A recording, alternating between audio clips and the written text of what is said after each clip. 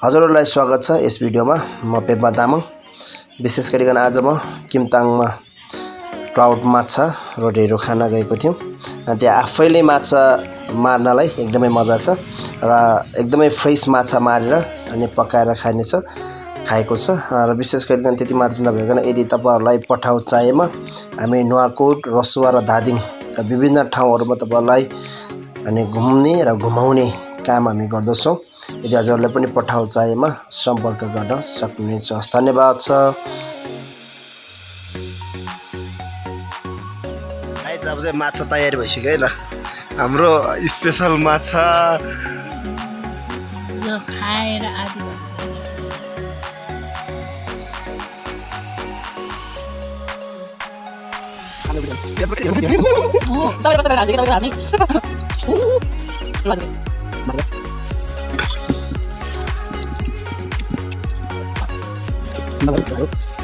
साथीहरु यदि हजुरहरुलाई पनि ट्राउट माछा र ढेँडो खाने इच्छा छ भने किमताङमा तपाईहरु आउन सक्नुहुनेछ। अनि एकदमै फ्रेस माछा अनि आफ्नै हातले मारेर अनि पकाएर खाइन्छ। फेरि मैले चाहिँ ढेँडो चाहिँ सकिएन, अब अलिकति ढिलो पनि भएको छ अनि म चाहिँ अब फर्किन लाग्यो है। ढेँडो यहाँ चाहिँ माछा फार्म अब देख्न सक्नुहुनेछ। फाइनली गाइज हो पुरै भेडा